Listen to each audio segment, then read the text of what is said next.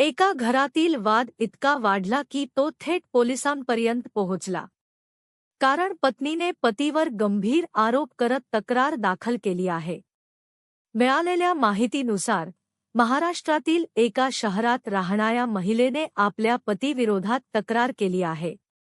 महिलेच्या म्हणण्यानुसार तिची तब्येत ठीक नसतानाही आणि ती मासिक पाळीच्या काळात असतानाही पतीने तिच्या इच्छेविरुद्ध जवळीक साधण्याचा प्रयत्न केल्याचा आरोप करण्यात आला आहे. या प्रकारामुळे पती-पत्नीमध्ये वाद वाढत गेला आणि अखेर हा वाद बाहेर आला. ही बाब गंभीर झाल्यानंतर महिलेने आपल्या नातेवाईकांशी चर्चा केली आणि नंतर पोलिसांकडे तक्रार दाखल केली असल्याची माहिती समोर येत आहे. तक्रार मिळाल्यानंतर पोलिसांनी या प्रकरणाची दखल घेतली असून दोन्ही बाजूंची चौकशी सुरू असल्याचं सांगितलं जात आहे.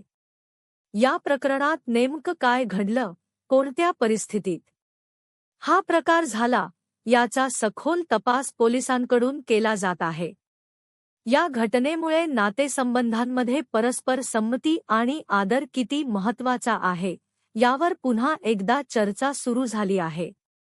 तज्ज्ञांच्या मते कोणत्याही नात्यात संवाद आणि समजूतदारपणा असणं खूप गरजेचं आहे.